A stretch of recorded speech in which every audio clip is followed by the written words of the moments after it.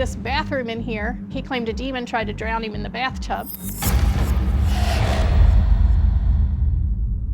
He used to barricade the door at night when he was going to sleep because he said from up here, he could hear what sounded like hundreds of people walking around downstairs. You remember where the brown pole is, where I said that the first death occurred. So, and of course, for reference, that's Carl, right? So this is the bar area, okay? Somebody took this picture shooting down that way. So we're zoomed in to the white pole, and that's the brown pole, but look right there. Oh, You wow. see that? Yeah. It's like someone peering around. Yeah.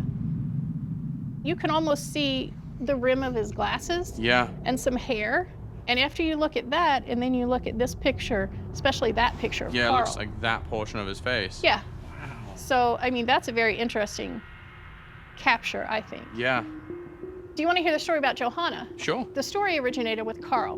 When he lived up here, he used to see the apparition of a young woman with long dark hair.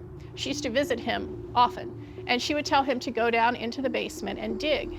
He went down in the basement, started tearing up the floor, and he uncovered the well that's down there now. He claimed to find Johanna's diary, and it told the story of Johanna being a dancer in the early 1930s. She became pregnant. Her father didn't approve, so he had her boyfriend killed, and then she was so distraught that she poisoned her father and committed suicide in the club. Is there any actual, like, historical evidence of this? We haven't found any, to be honest.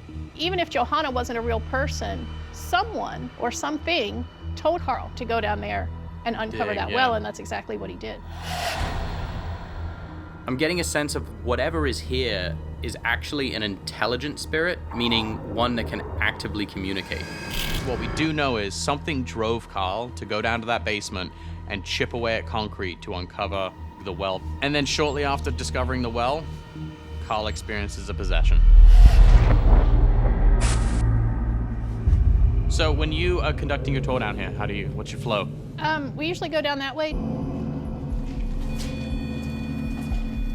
Is this normal down here? Yeah, it's all over the place down here. I'll get the light on in here. Oh, That was weird. what? As I walked in there, I just got this, like, flash in my eye. Wow. That was weird. It wasn't a reflection from that, it was like this circle. Was it a flash of light? No, it was like within my vision, it just felt like a flash in my eye, like someone just shined a flashlight and turned it off. It was weird, it just kind of startled me. You want to check out the well? Yeah.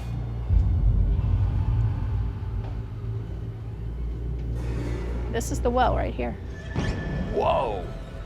So Carl digs up this well, and all of a sudden it's like taking the cap off a can of beer that's been shaken up. Exactly. He felt that whatever he released from there was coming after him personally. And that's why he felt threatened being in here. Wow. Do you ever get any unsavory characters coming through here wanting to do stuff? I did have a person who brought a Ouija board in. He climbed over the fence, got down in the well, put the Ouija board on his lap, and he had a box of razor blades. And he started slicing his hand and then smearing the blood all over the Ouija board, trying to conjure something up out of the well, which many people believe is the portal to hell. Wow. Things that we've had happen, like people being scratched, people having things follow them home, have happened since then. This is where we've had things thrown at us, usually small rocks, and we hear growling quite often. This room is pretty active most of the time. Interesting, okay. I think there's a possibility of a portal here. It's definitely got some signature activity here, which would lend itself to the portal theory. This place is fascinating and so much history.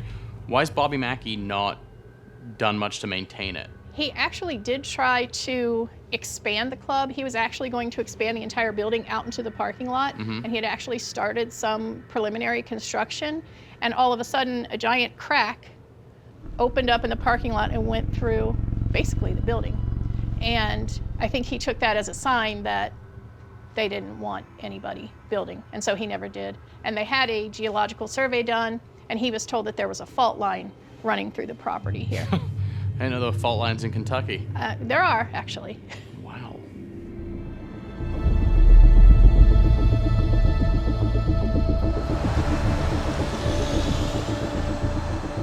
I've asked Laura if she could gather some people who've all had pretty significant experiences in the last few months.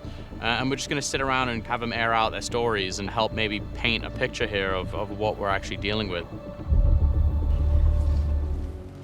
So we're trying to get to the bottom of why activity seems to have increased lately. Yeah. You've all had an experience here. Let me ask that, right?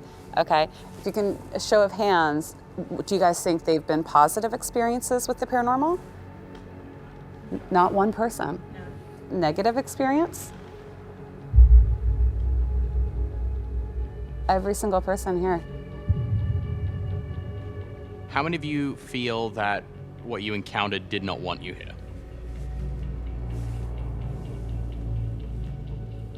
Well, we were actually here together. We just taken the tour, and we were downstairs, and when we went in there, I started feeling just sick, is the best way I could describe it. I felt like something brushed me, and then I looked, and she was white as a sheet. When I got home, I had 3 definitive marks on my left side, right in my rib area. And I didn't feel right for probably 2.5 weeks after. How many people feel this is what you would call demonic? Wow, really? How many of you have had something follow you guys home? And do you believe it's from Bobby's? Here? Yes. Absolutely. Yeah? Definitely. I'm one of the tour guides here. I was getting ready to go to work, and I felt a pretty intense burning on one of my arms. And I looked down, and there was a scratch pretty much from my wrist all the way up my forearm. I see shadows at my house. I see shadows at work. I hear footsteps. My husband hears it. How many of you guys would say you believe there's a portal here? Really? So guys, listen, thank you very much for coming here. I know it was kind of difficult for some of you, but we appreciate you coming and sharing with us. Appreciate it. Thank you guys. Thank you. But something that I found really interesting was a lot of their experiences all matched, and that to me is a very validating thing to witness. Why would 14 people all be telling the same lie?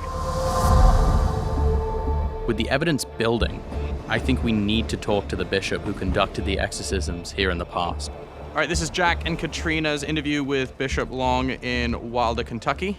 All right, let's roll. Thank you. Well, my pleasure. Really appreciate you joining us. No. What do you think is inside of Bobby Mackey's? Oh, I don't think. I know for a fact you're dealing with demonic entities. There's no question. I can tell you that you are absolutely playing with fire.